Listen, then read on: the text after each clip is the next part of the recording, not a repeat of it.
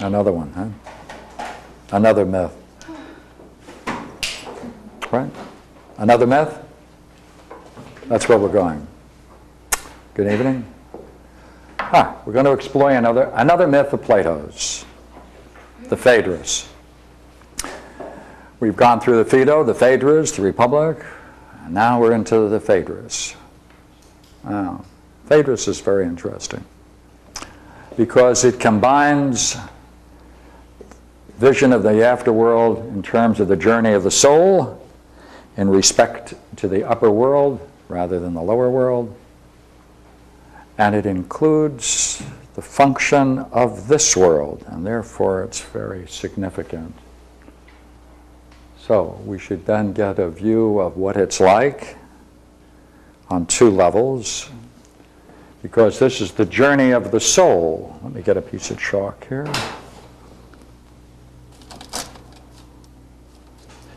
So everything that is said in terms of the journey of the soul after death is equally applicable to mystical states on earth. So it's a map, which is what we've discussed before. Therefore, the theme has a double meaning. The journey of the soul after death.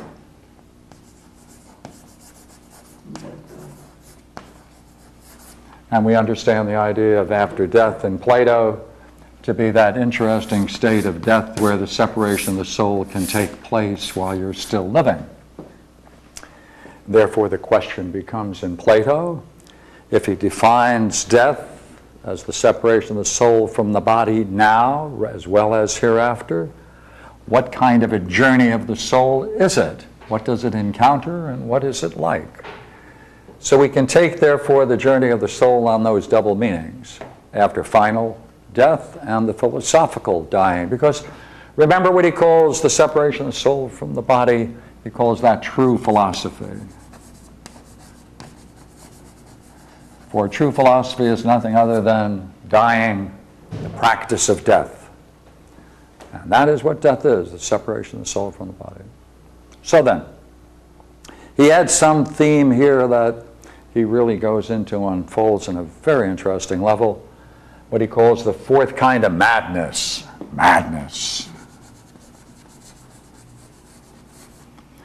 That plays a major role in the entire myth, the entire Phaedrus, because the background theme of the Phaedrus, as undoubtedly you know, is that his friend Phaedrus is being persuaded by Lysias that when you have to make a choice between two types of people for your beloved, it's best to choose the non-lover rather than the lover, because the person who is not in love with you, therefore, can handle things very efficiently, and they're not involved emotionally, and they're a great advantage, therefore, in being indifferent to those that you love.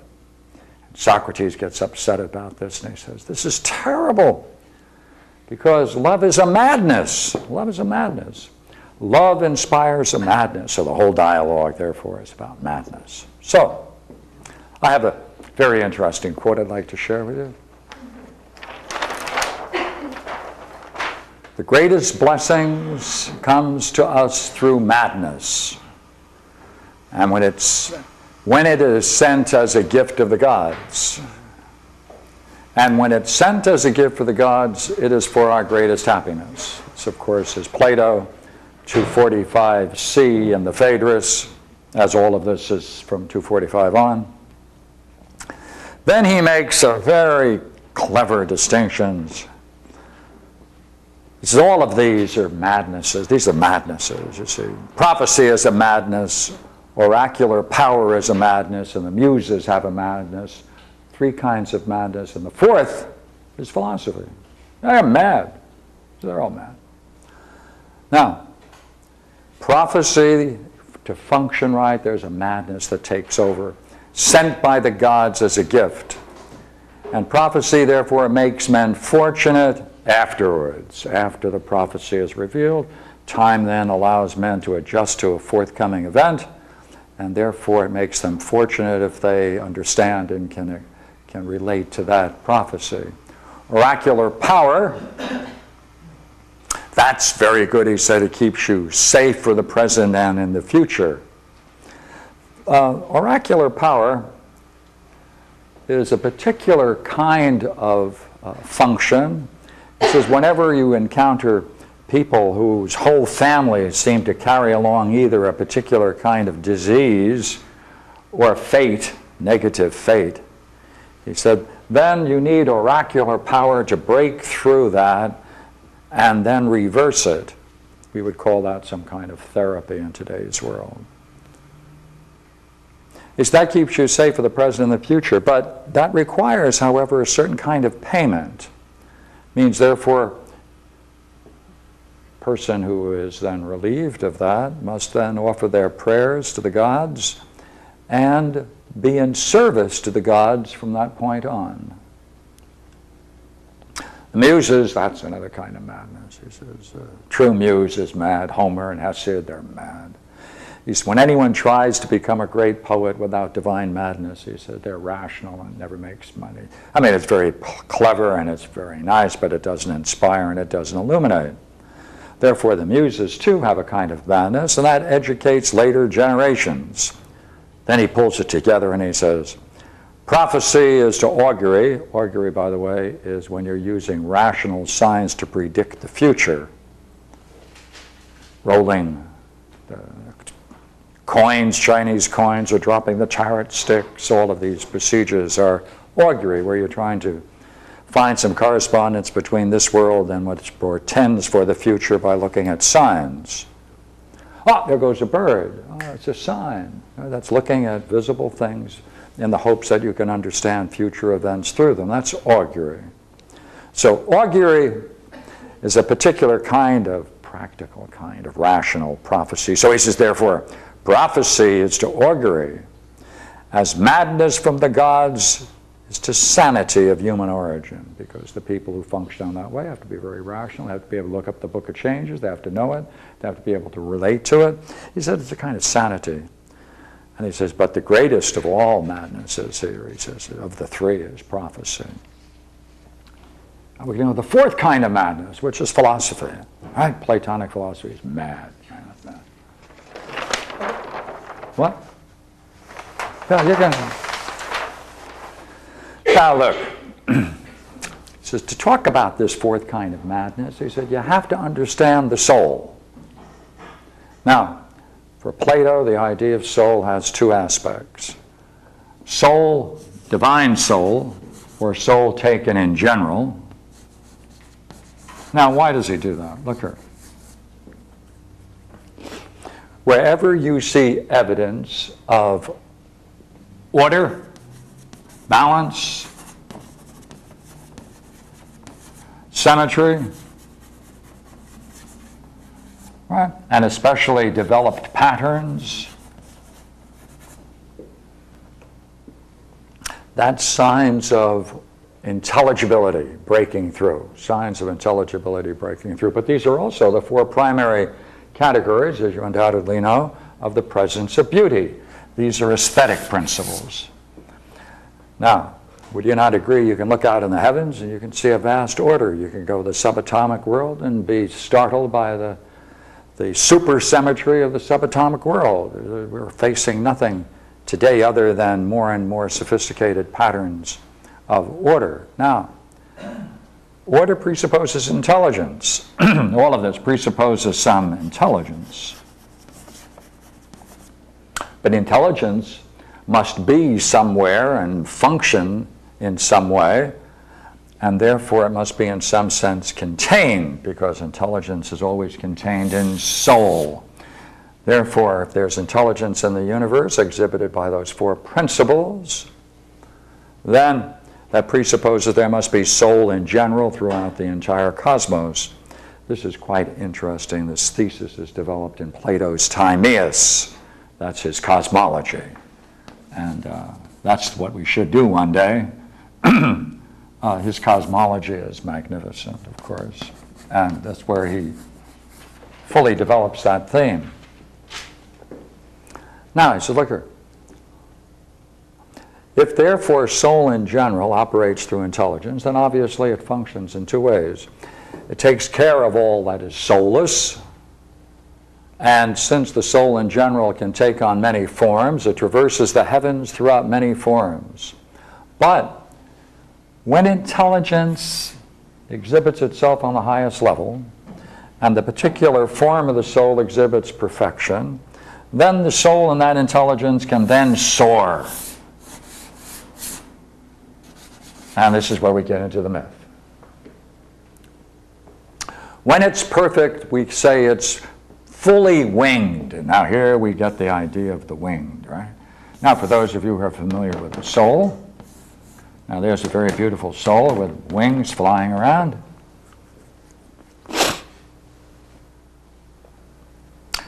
When the soul is perfect, now remember we're using soul on two levels, cosmic, the entire universe, wherever there is order and intelligence, it presupposes soul, and also individuals.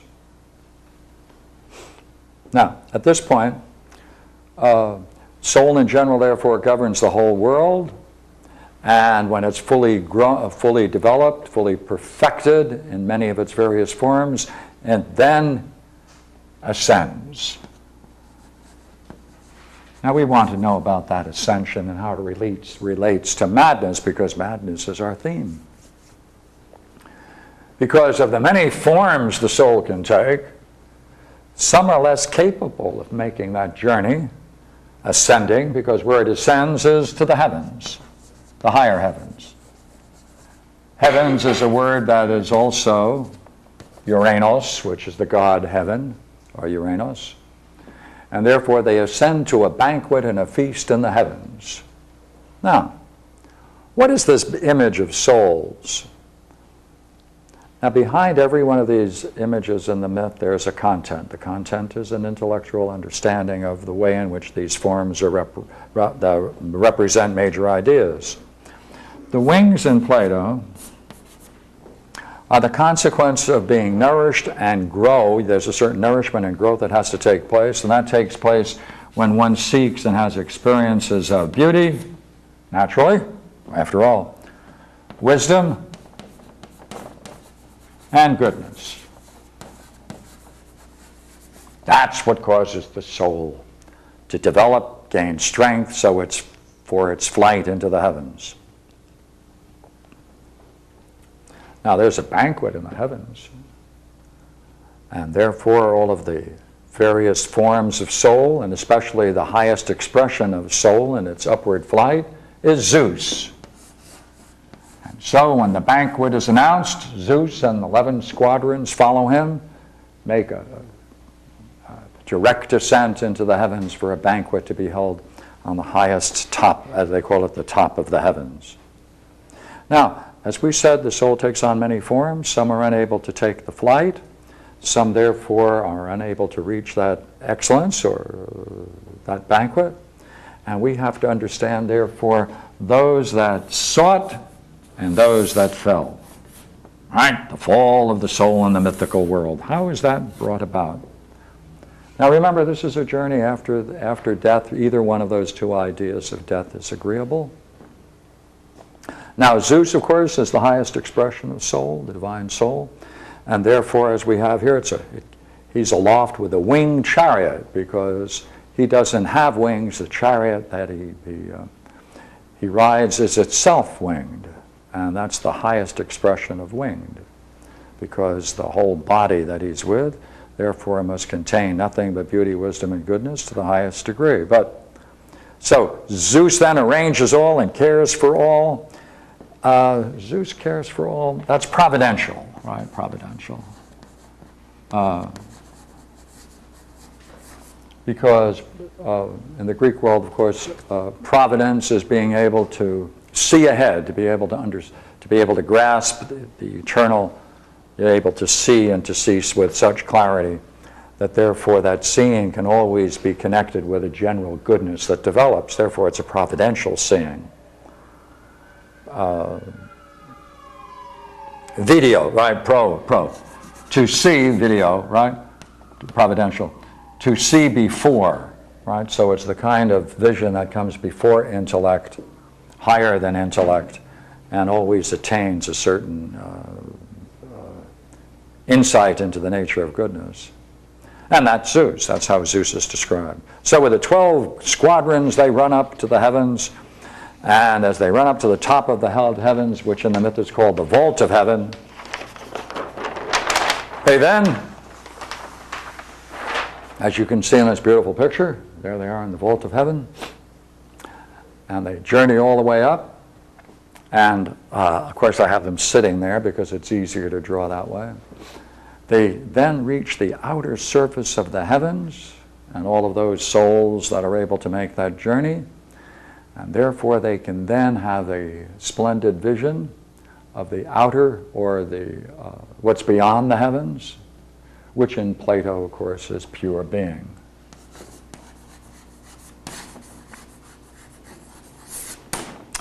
And that pure being already has three aspects of it, which we'll get into quickly, right? And the three aspects, of course, are when the soul is therefore on the outer surface of the heavens, and the whole thing revolves around, and it's revolving around, they're able to perceive justice, temperance, and knowledge. Oh, that's incorrect. Judgment and knowledge. Right. So what do they encounter there? They have a vision of justice, right, truth, right, and knowledge. Now, what kind of knowledge is this that's gained? It is the highest expression of knowledge, and we'll take a little bit of time on that.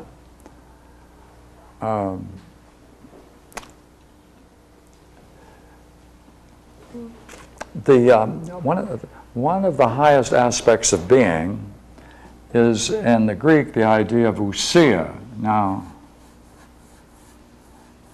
why use a Greek word? Because it has a use which is not current in English. That's the only reason. Now, this word is variously translated as essence and substance and being. But the reason I'd like to keep that use is because at the very core of reality and pure being, it is not a dead thing.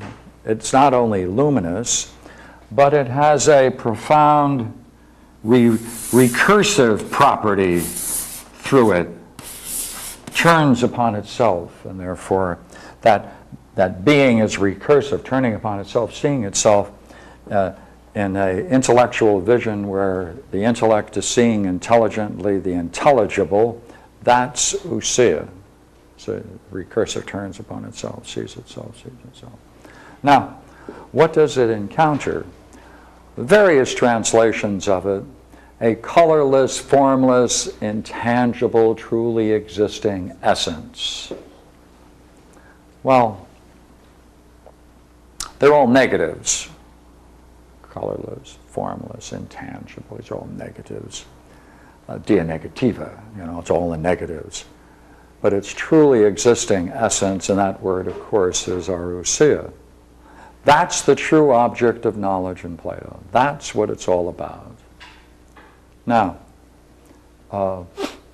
that is perceived. That's what the whole struggle is for, is to be able to perceive that and to be able to see it in depth and permeate one's being, because one's being is reality, and therefore one sees in this way, one sees the nature of reality as oneself, and oneself is the nature of reality. That has to be a turning around. By necessity, it has to be a turning around. Now, what's interesting now is that what do you gain from that? Of course, you get the great things, happiness, and that's the very activity where the mind is nourished for its splendid vision, so it can retain that vision and stay in that state. And therefore, this revolution that they talk about in the Phaedrus, right? Those that can maintain that vision can therefore persist in that state for 1,000 years, and those that can stay there 3 times in a row, right, get the golden ring.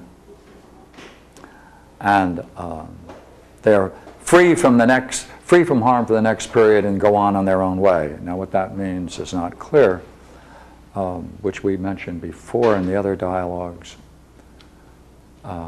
Free to go, right? Free to go on their own. Now those that do not reach this then are reborn. And therefore reincarnation comes through, and it goes through 9 categories. And it's interesting categories, and I'd like to read you the 9 categories. Let me do that now. Can you go back to the previous page? Was Yeah. there something there that we missed? Could be. What? Huh? I can turn it back. Yeah, do. Yeah. I thought maybe you remembered it. No. All right. Yes. Yes.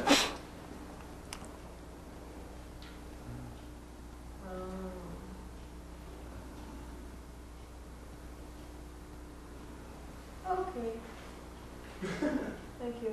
Think something of it. I could, so keep a watchful eye. I've been known to do that. Pierre, it seems to a Western mind this is a much more interesting concept of nirvana, to be free to go on your own way than just disappearing. Yeah. Now, I don't know what he means by it, of course. Right, but it's certainly interesting. Yeah. It's better than nirvana blowing out the flame. Yeah. It's saying something, right? It's so free to go on their own. Yeah. So let me read the. It's quite interesting because the different categories are. Sure.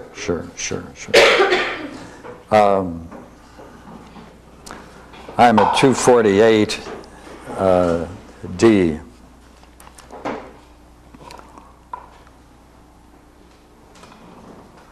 Now, the whole question that we want to explore later is, how do you account for the fall? How do you account for the fall? That's what we must see. So first he'll talk about it in general terms, then he'll give us some very interesting particulars about it. But when through an inability to follow, it fails to see, and through some mischance is filled with forgetfulness. Now that mischance we want to see later.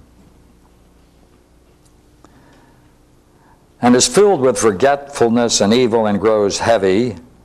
And when it has grown heavy, loses its wings and falls to the earth. Then it's the law that this soul shall never pass into any beast at its first birth, but the soul that has seen the most shall enter into the birth of a man, who is to be a philosopher or lover of beauty. And I dare say there isn't anybody in this room who's not a lover of beauty, right? Or one who is musical, or a loving nature. They fit together. It's one category. And the second soul into that of a lawful king, warlike ruler. Third, into that of a politician, or man of business, financier. Fourth, into a hard-working gymnast, or one who will be concerned with the cure of the body. Fifth, the fifth will lead the life of a prophet or someone who conducts mystic rites. The sixth, the poet, or some other imitative artist will be united. Then to the seventh, craftsman, husbandman. Eighth, sophist, demagogue. Then a tyrant, the last.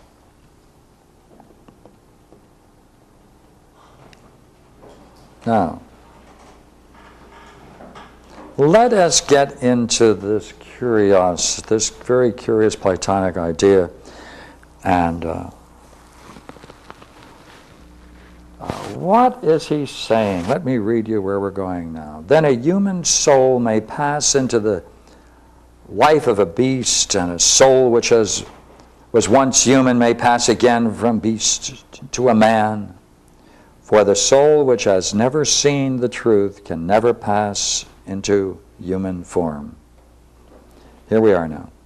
For a human being must understand a general conception formed by collecting into a unity by means of reason, the many perceptions of the senses. And this is a recollection of those things which our soul once beheld when it journeyed with God, and lifting its vision above the things which we now say exist, rose up into real being.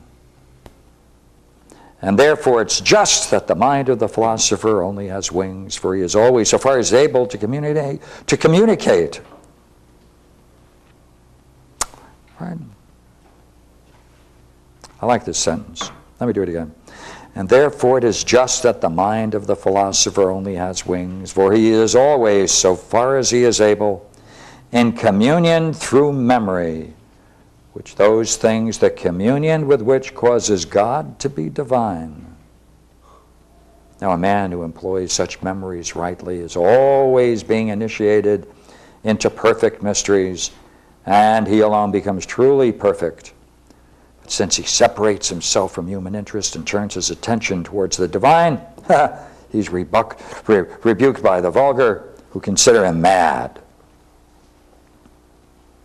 Now this is the fourth kind of madness. Now let's see what kinds of things he's talking about. That's what we want to see. And he gives some examples. So let me do it with you, all right? Here we go. Now this may seem like a tangent, but hold to it for a few minutes.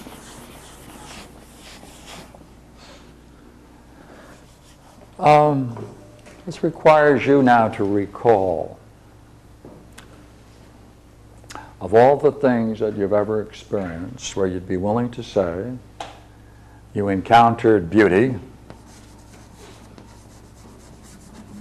All right, consider it. Now, two things now. Don't just think of the object. Keep in mind the state it put you into, the state of mind it brought you to.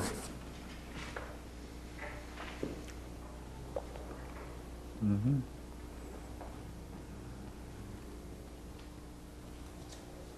Again,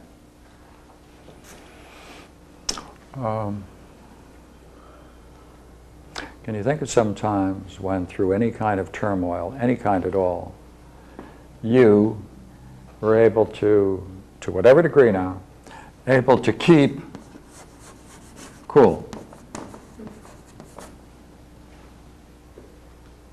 What?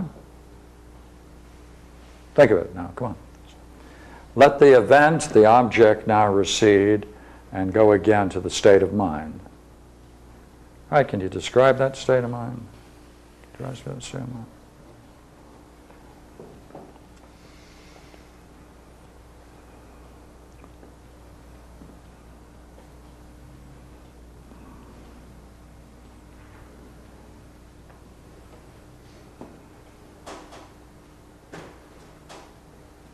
I'm going to use another word now.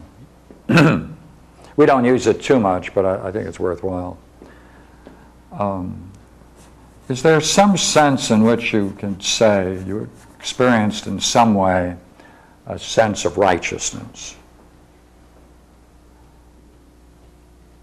No. That's a small r. No, not righteousness with some honorific sense, but the sense in which everything was just proper the way they were. Everything was, see, our use of the word justice doesn't capture what I want, because that has a legal aspect of it, and I want to drop that out. Like, think of some event where you'd say, by heavens, that was an encounter of righteousness. You did something. Hey, it was right to have done it. Right? You can look back on it. You can look back on it. You can recall it. You can consider it. You can say, yeah, that was as much as possible right. Let the object slip back, go for the state of mind.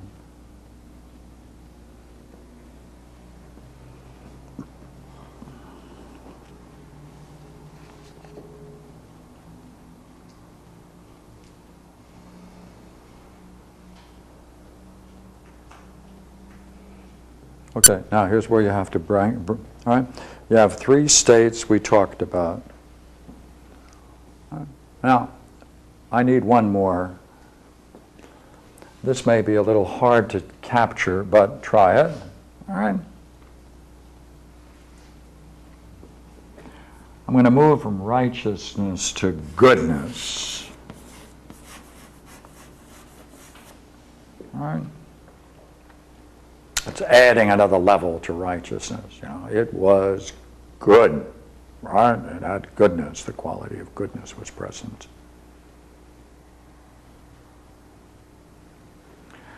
We have 4 scenes, don't we? Now look here.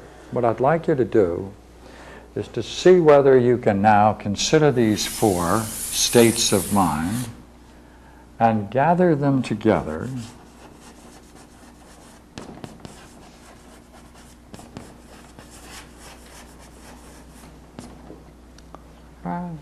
Can they come together? Because there's going to be a certain degree of overlap as states of mind. Can you pull them together? Consider it.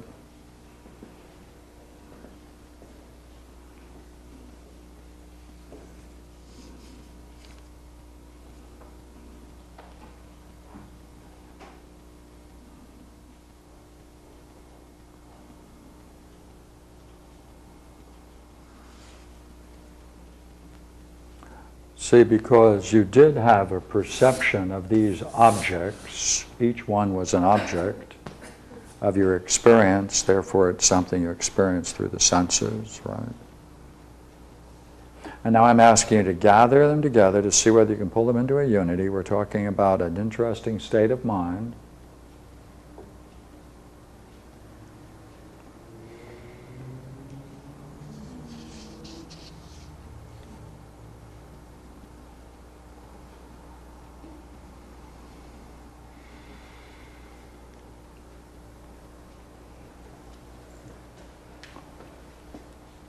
Okay?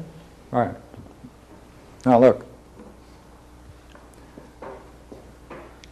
Somehow you were able to experience these states of mind through these events by bringing yourself into it with a certain kind of internal integrity. That's what you did. Now it's difficult defining what these things are. And by the way, this traditionally is called temperance, but no one uses that word anymore. But the root meaning of it, as you know, is sound mind, keeping your cool.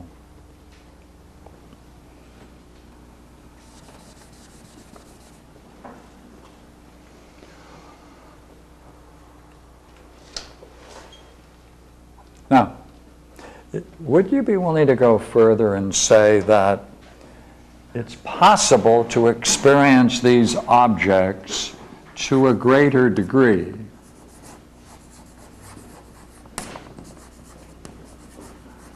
That is to say, you're able to participate into them more fully, you're able to allow yourself to be present in a more integral way, a more sense of kind of that wonderful thing, that inner integrity, right? You can do it.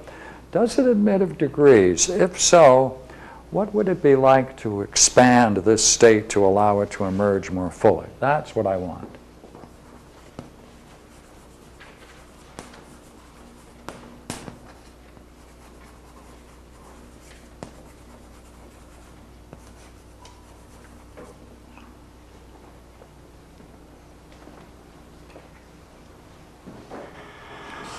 Now, what Plato is doing in the Phaedrus, going back now into the Phaedrus, is he is saying that here we are on earth, and these things that are encountered in the heavens, and what he calls pure being, justice, truth, knowledge, he said, we get glimpses of that. We get glimpses of that here. But it's very difficult to see it through the organs of the senses. We have to use our mind to see it. That's what you're now doing. You're exercising your mind to see whether you can pull together all of these different states of mind that you experienced into a unity. And I mean, encouraging you to kind of consider it so that it's now open to you and you can allow yourself perhaps to experience it more fully, at least to consider that as a possibility. Now, what does that mean? That means then, for Plato, in the myth, in the Phaedrus, by practicing only one thing, which is in these experiences, which we all have to every single day of our lives to various degrees, always, right? Forget the object that you encounter through the senses. Go to the state of mind that you're experiencing. What is that pulling it all together? Because he is saying that it's very difficult to get a clear idea of what that is here, because all of our concern is to describe the thing. We want to describe the thing. We want to say, what was the thing that was so beautiful? Okay, drop that. Go for this. He's over here. We're over here. We want to recall this. No, he's saying, no, you recall this. Because when you're doing that, then you're getting practice. You're getting practice because that's what was experienced here when we were journeying with the gods, to the degree that we were able to perceive it. Let's see if I can give you that now back into this quote. Back into the Phaedrus now.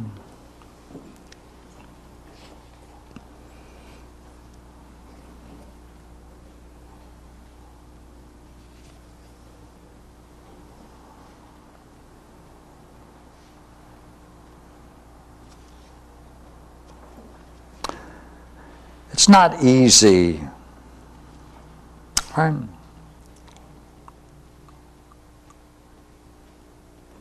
Let me back up. I'm at 249E. For, as has been said, every soul of man has, by the law of nature, beheld the realities. Otherwise, it would not have entered into a human being. But it's not easy for all souls to gain from earthly things a recollection of those realities, either for those which had but a brief view of them at the earlier time, or for those which, after falling to earth, were so unfortunate as to be turned towards unrighteousness through some evil communication, and to have forgotten the holy sights which they once saw. What's the reason we turn away from him? Evil communications. That's what he says. Hey, look here. The word evil, of course, isn't there. It's bad communications, right?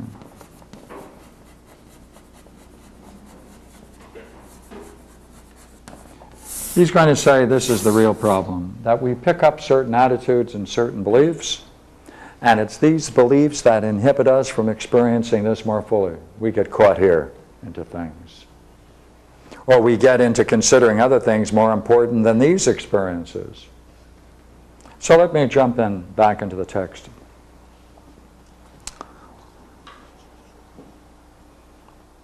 Few then are left which retain an adequate recollection of them. But these, now we're going back on earth now, but these who can recall those past scenes, when they see any likeness of the things of that other world, are stricken with amazement and can no longer control themselves. And they don't understand their condition because they do not clearly perceive. Now, in the earthly copies of justice, temperance, and these other ideals, which are precious to souls, there is no light, but only a few approaching the images through the darkling organs of the sense behold in them the nature of that which they imitate. And they do this with difficulty. Right? That's what we're getting now. See, I'm trying to bring you into it. Right? Because when I'm addressing this to you, right, but only a few approaching the images, these are images of these things, each one of the things you regard as beautiful, each of the occasions of keeping your cool, of righteousness or goodness. They're imitations of the pure form, and therefore we have difficulty grasping them. But in former times, they saw with beauty, shining and brightness, when with the blessed company we followed in the train of Zeus or others. Now, I should mention that the 11 orders of the gods, there are 12, Zeus is one, but the 11 others, each one is a god, and therefore each person after their death is going to pursue the ideal which they have been pursuing in life. Therefore people may follow Apollo, they may follow Ares if they're warlike. These are all archetypes. You follow your archetype, whatever archetype you've been introduced to and you find akin to, that's the one you're going to follow in the afterworld of the next experience. And each one of these can lead you to a certain height, but the Zeus, which is the highest of course, leads most directly and swiftly up into the higher realities. But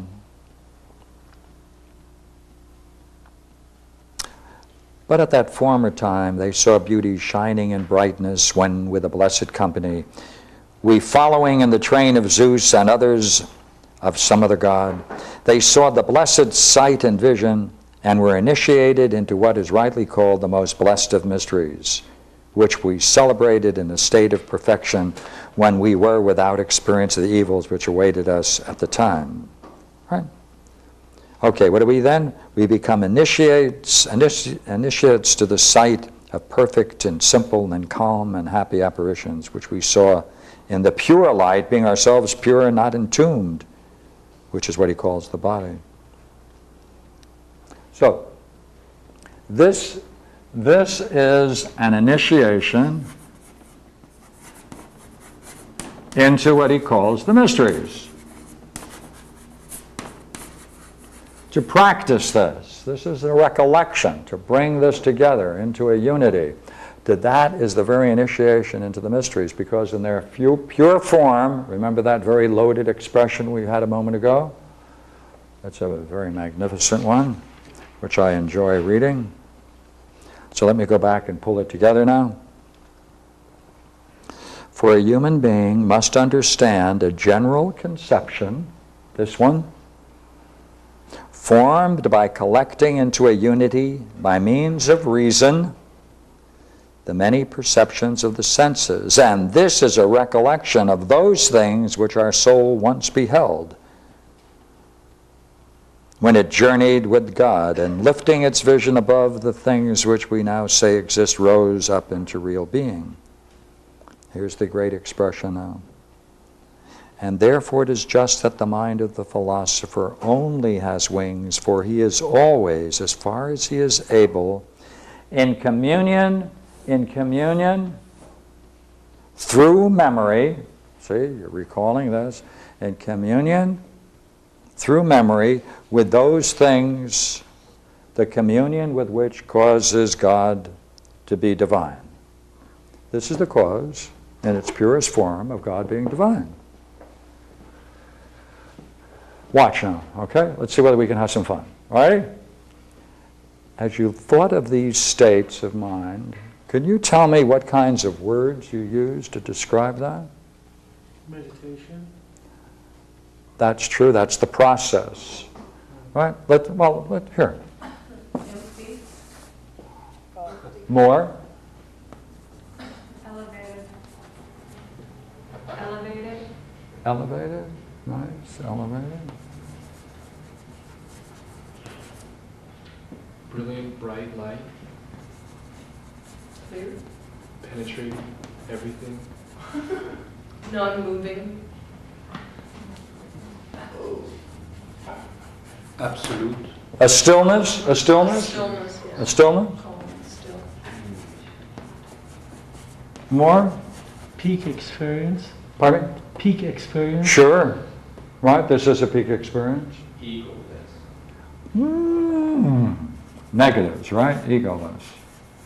Because if it comes up, it diminishes this. You're quite right. Yeah, it's quite right. Right. Effortless. I always liked that one myself. I do too.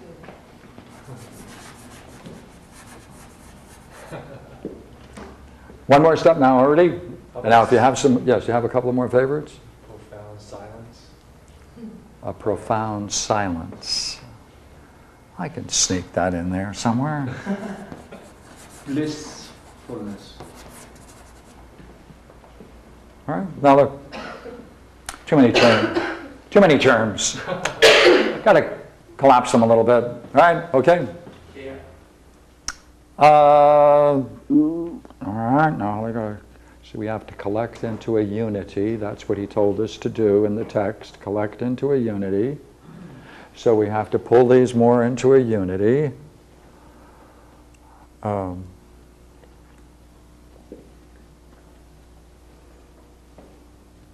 Being in that state, I imagine we could describe it negatively. It's not this, it's not this, it's not that, it's not this. Many, many negatives. But certainly it's intangible. It's also unity. I mean, Unity. Non-duality. So No duality. No duality. No duality. Calm, stillness, non-moving, clear, brilliant, profound silence, elevated, empty. Say, how does this relate? How does this relate to one word? It's almost a feeling of separate from the body. Kind of a separation of the body. And therefore, you're left then with the presence of this without ego. Is that right, sir? Back row? Yes. All right, then we can be firm and go ahead. Now look, let's go back over here. These are negatives. Certainly colorless, formless, intangible. See, these words, truly existing essence, now we want to say, when you're in that state,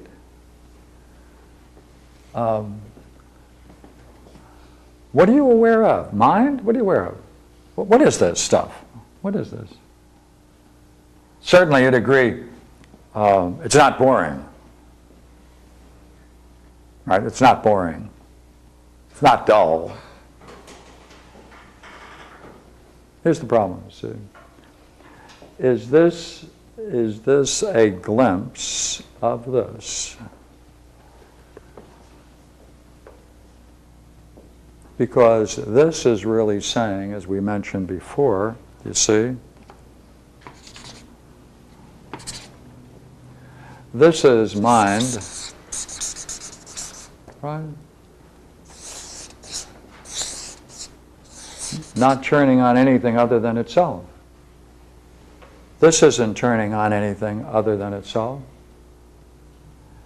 Therefore, by reflecting on this and pulling it together into a unity, you're initiating yourself into the mysteries, and this is the mystery, that the nature of reality is truly existing essence, or in Greek, ousia.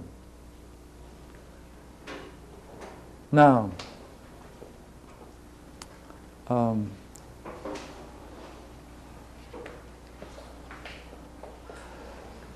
that collecting together then is, like you mentioned a moment ago, it's a contemplation, it's a meditation, it's bringing you into mindfulness, and this then brings us into a more profound way of being out of our own experience.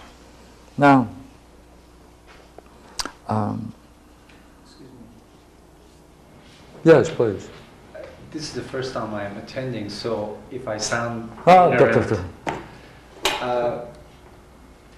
all these adjectives that you use, to me, they denote a sense of beauty, blissfulness, which has forms for me, Yes, which has color for me. yes. But you related that to colorless. That's the object, Oh, okay. the effect it has on you, All right. right? Like, try something. Consider the state of mind encountering beauty. How about unexpectedly? Wow. Right? How is that similar or different from considering this possibility? much to your surprise, one day you discover that an old dear friend of yours suddenly shows up and you never expected it, and they just pop up right in the middle of a group or walking around a corner around some street. There they are. What's that like? And now, here, not here, see, not in the object. What effect does it have? Now, don't use any terms that you would normally use to describe an experience of beauty, because they must be different, must they? Could they? Might they? Okay, sudden? But the Beauty, sudden? But the state of mind Mm-hmm. is dependent upon the object, what kind of experience you had with that individual that you knew before. Yes, that's why I chose it. Yeah. Yeah, that's right. But that's right. You want to heighten this, but then we're talking about the effect, the state of mind. This is what we want to pull together into a unity. So the point I was going to try to show is that if you take the state of mind of beauty, just beauty in itself, how is that different from recognition? Right? Right? Both there's recognition, aren't there? Right? Aren't there?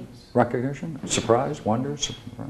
Astonishment, delicious surprise, all of those words. Now look what he says it does. This is curious now.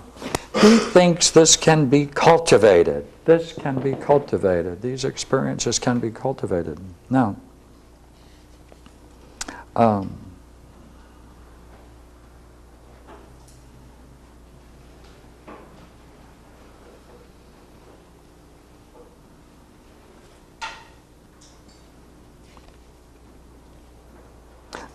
when he does this, Plato typically does this, and it's really, really a wonderful device. When he wants to now talk about that state, he's going to first describe the same state on the highest level. That's what he's going to do. And then he's going to contrast it with our everyday world. So, he gives us a glimpse of this when he says, look here, I've got to tell you about the difference between the nature of reality and our everyday world. Now, when he does that, he wants to pick on the idea of beauty, brilliance, shining, wisdom. See, we want to now, see, we're looking at this, and now he's going to introduce this, this word. And now, beauty, radiance, luminosity, we're going to need a whole bunch of words, and madness. That's how he does it. And at 250. So much then in honor of memory, on account of which I have now spoken at some length, through yearning for the joys of that other time. But beauty, as I said before, shone in brilliance among those visions. And since we came to earth, we have found it shining most clearly through the clearest of the senses, of our senses. For sight is the sharpest of the physical senses, though wisdom is not seen by it. For wisdom would arouse terrible love if such a clear image of it were granted as could come through sight. And the same is true of the other lovely realities. But beauty alone has this privilege, and therefore it is most clearly seen and loveliest. And so he's going to pick that one. That's what he's talking about. Now he's going to shift back to this.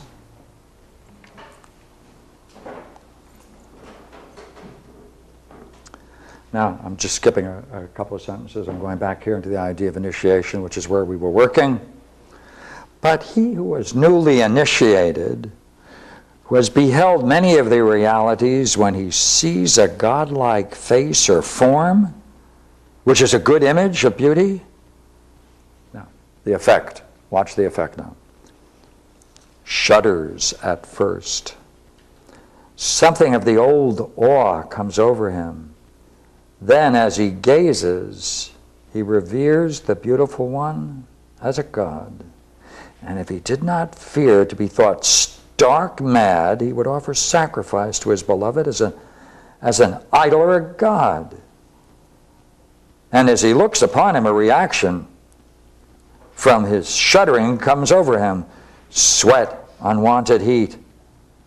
For as the effluence of beauty enters him through the eyes, he's warmed. The effluence moistens the germ of the feathers, and as he grows warm, the parts from which the feathers grow, which were before hard and choked and prevented the feathers from sprouting, become soft. And as the nourishment streams upon him, the quills of the feathers swell and begin to grow from the roots over all the form of the soul, for it was once all feathered. Now in this process, the whole soul throbs, palpitates, as in those who are cutting teeth here, as an irritation, discomfort in the gums when the teeth begin to grow. Just so the soul suffers when the growth of the feathers begins. It is feverish and uncomfortable and itches away when they begin to grow. And when it gazes upon the beauty of a boy and receives the particles which flow hence to it, for which reason they're called yearning, it is moistened, warmed, ceases from its pain, and is filled with joy. But when alone, it grows dry. The mouths of the passage in which the feathers begin to sprout become dry, close up, shutting the sprouting of the feathers, sprouts within, shut. Throb like pulsing arteries. Each sprout pricks the passage in which it is, so that the whole soul, stung in every part, rages with pain. And then again, remembering the beautiful one, it rejoices. So because of these two mingled sensations, opposites, it's greatly troubled by its state and condition. It's perplexed, it's maddened, and in its madness it cannot sleep at night and stay in any one place by day, but is filled with longing and hastens whatever it hopes to see the beautiful one. And when it sees him and is bathed by the waters and the yearning of the passages that were sealed or open, the soul has respite from the stings and is eased with pain, and this pleasure which it enjoys is the sweetest of pleasures at that time. That's why he's describing the experience of beauty. He says, stay there, stay in this state. Stay in this state. Let it cultivate. Don't move on. Cultivate this state.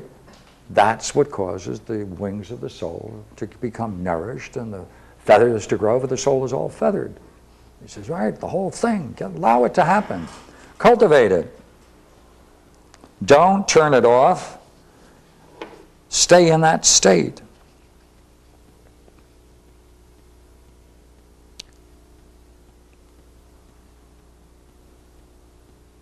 And now he goes back to the lovers. And you may believe this or not, I'm jumped. But the condition of lovers and the cause of it are just as I have said.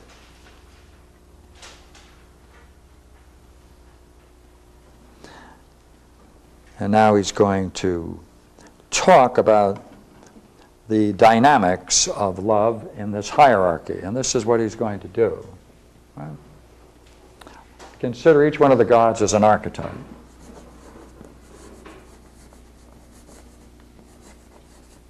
Pure form, right? Archetype. Consider the triangle.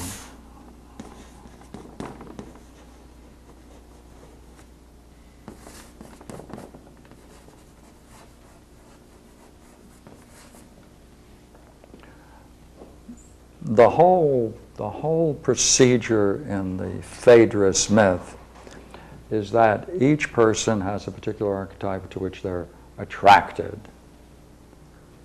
And as you know, all the different gods is a different expression of an archetype. So he says, to understand the nature of love, he said, you have to realize that this is what you really are pursuing as you see it's visible here. You're drawn towards it. He says, look here. What you have to do is get closer and closer.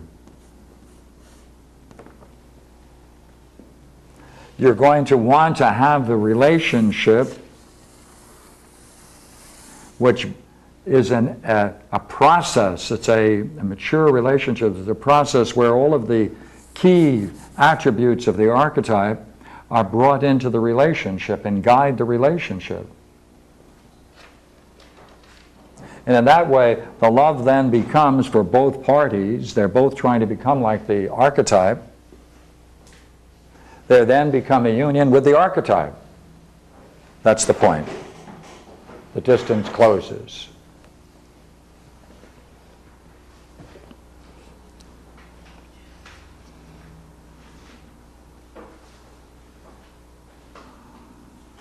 Now, just a couple of pages, I think I can jump in here. Now he who's a follower of Zeus, when seized by love, can bear a heavier burden of the winged god. But those who are servants of Ares and followed in his train, when they have been seized by love and think they have been wronged in any way by the beloved, they become murderous and ready to sacrifice themselves in the beloved. And so it is with the follower of each of the other gods. He lives as far as he is able, honoring and imitating that God, so long as he is uncorrupted and is living his first life on earth. And in that way he behaves and conducts himself towards his beloved and towards all others. Now, each one chooses his love from the ranks of the beautiful according to his character. And he fashions him and adorns him like a statue, as though he were his God, to honor and worship him. The followers of Zeus desire that the soul of him whom they love be like Zeus. And so they seek for one of philosophical and lordly nature, and when they find him and love him, they do all they can to give him such a character. If they have not previously had experienced archetype, they learn then from all who can teach them anything. They seek after information themselves, and when they search eagerly within themselves to find the nature of their God, they are successful because they have been compelled to keep their eyes fixed upon the God. And as they reach and grasp him by memory, they're inspired and receive from him the character, habits, insofar as it is possible for a man to have a part in God.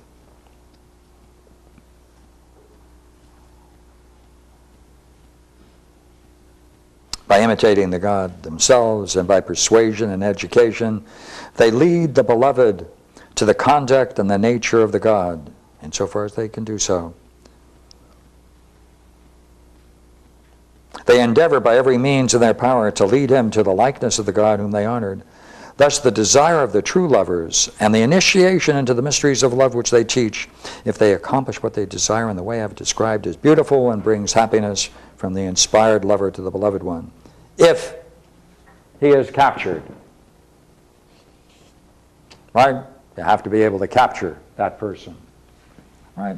And therefore, there's a whole discussion now on if the character of the person you're pursuing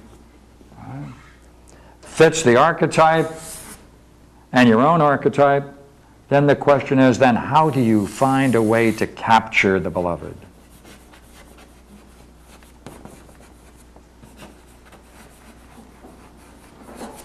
Right, how do you capture? And there's a great section of 253. 254.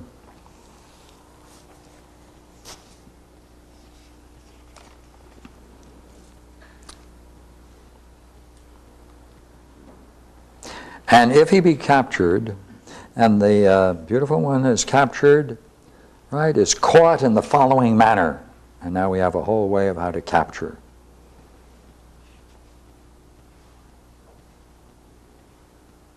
Now, See, to capture, now these states are intensified, these states are intensified, and now it's going to take some kind of relating with someone who exhibits all of these qualities that put you in such a state. Therefore, the image that he uses to explore this is that there is a power, a desire to capture, and with it, a desire to be satisfied, right? To satiate, to satisfy. And his whole game is to say, look here, hold back. Hold back on this. Hold back on this. Because that may diminish this. That's going to diminish the experience itself. Hold back on this until you educate yourself. It's not that you turn off this. It's that this is sometimes called these are the two horses, and you are, of course, the charioteer. This is the dark horse, it's sometimes called, the ignoble one. It's not a good and evil game. It's not a good and evil game. Because the dark horse has to then be educated to approach the beloved. That's it. That's the basic thing. How to approach it, how to respect it, how to relate to it on the highest level, so that this and this then becomes close, and this, by educating his own drives, then can bring himself closer. The beloved then becomes closer, and they all become a closer unity. The way he describes it is, of course, very beautiful. Let me jump to 254. When the charioteer, now he slips into mythology to talk about this because the mythology is able to capture the dynamics. Now when the charioteer beholds a love-inspiring vision, and his whole soul is warmed by the sight, and he's full of tickling and pricklings of yearnings, and the horse that is obedient to the charioteer is constrained then and always by modesty. Controls himself and doesn't leap upon the beloved, but the other no longer heeds the pricks of the whip of the charioteer, but springs wildly forward, causing all possible trouble to his mate and to the charioteer by forcing them to approach the beloved and propose the joys of love. And they at first pull back indignantly. They won't be forced to do what is terrible and unlawful, but finally the trouble has no end and they go forward.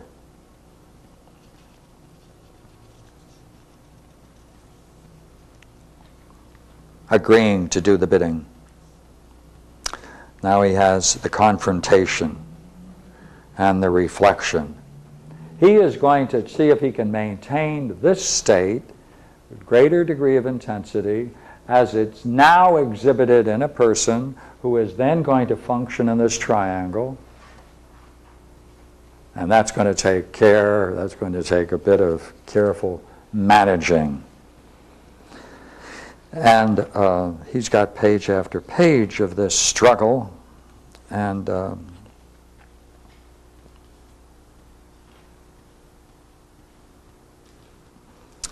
finally by slowly calming down the other side in the presence of that which they most desire, there's the transformation. And let me just get there and skip the struggle.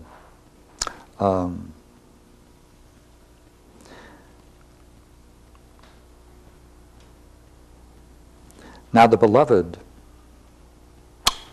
receiving all service from the lover, as if he were a god, since the lover is not feigning, but is really in love, and since the beloved himself is by nature friendly to him who serves him, although he may at some earlier time have been prejudiced by his schoolfellows or others, who said that it was a disgrace to yield to a lover, and may for that reason have repulsed his lover, yet as time goes on, his youth and destiny cause him to admit him to his society. For it is the law of fate, Adrastia, that evil can never be a friend to evil, and that the good must always be a friend to good.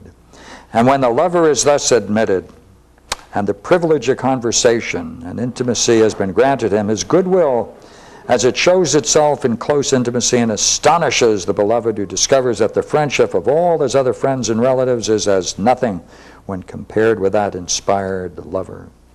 And as the intimacy continues and the lover becomes near, right? And touches the beloved in the gymnasium and in their general intercourse, then the fountain of that stream which Zeus, when he was in love with Ganymede, called desire, flows copiously upon the lover. Some of it flows into him, and some, when he's filled, overflows outside, just as the wind or an echo rebounds from smooth and hard surfaces, returns whence it came. So the stream of beauty passes back into the beautiful one through the eyes, the natural inlet of the soul, where it reanimates the passages of the feathers, waters them, makes their feathers to grow, filling the soul of the loved one with love. And so, love.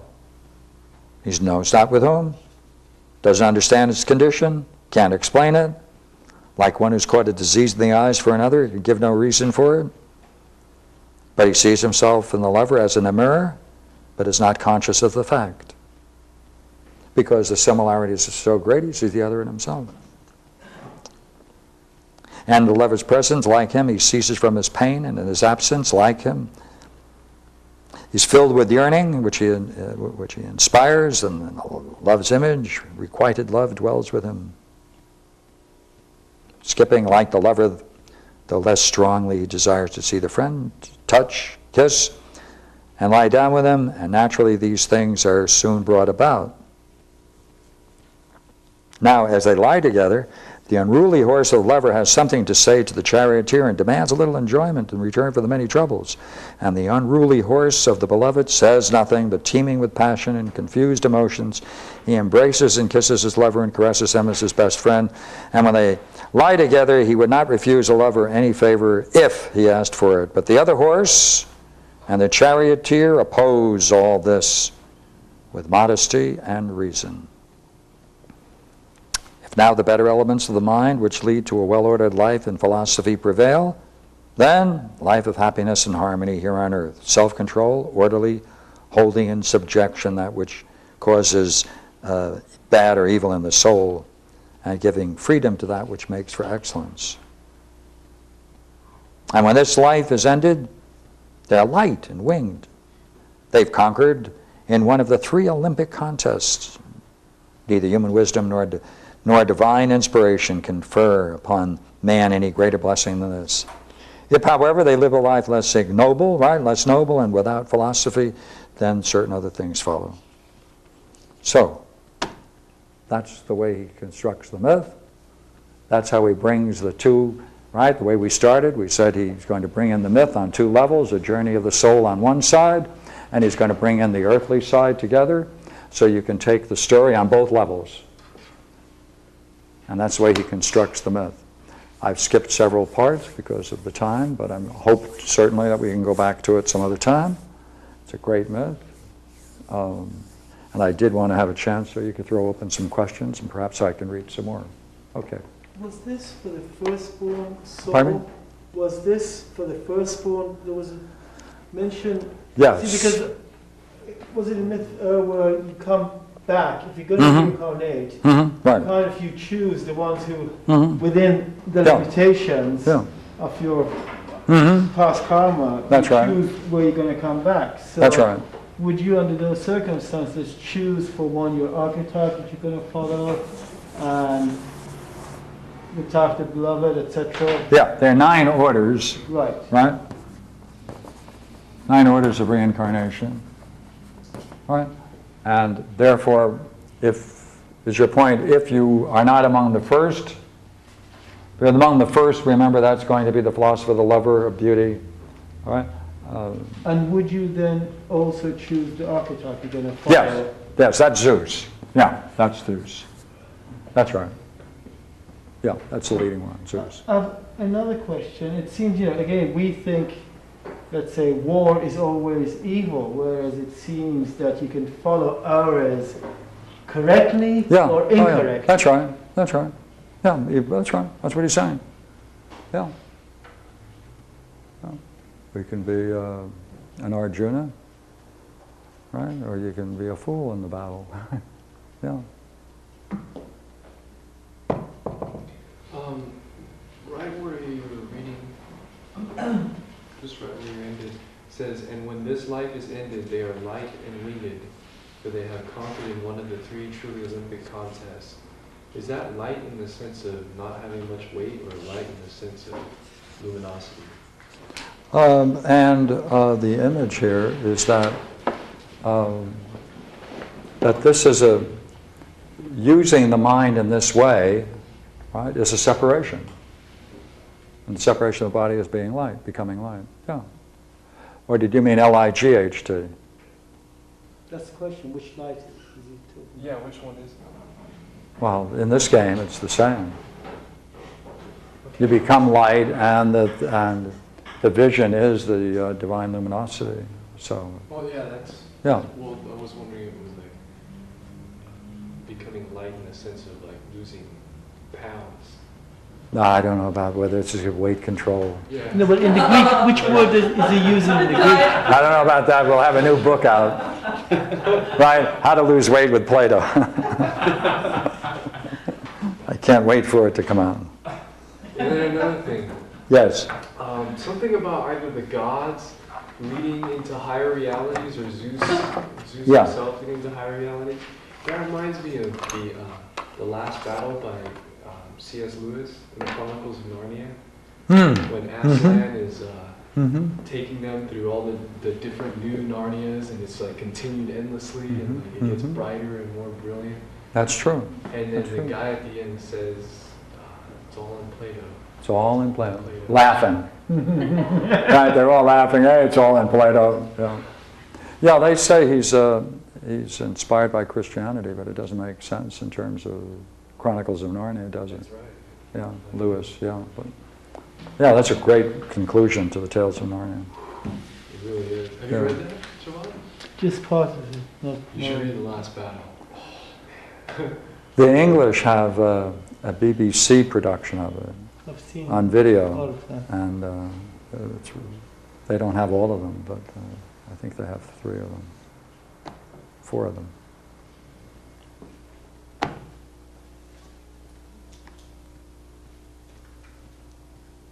All right? Thank you very much. I enjoyed going through it. One for Plato.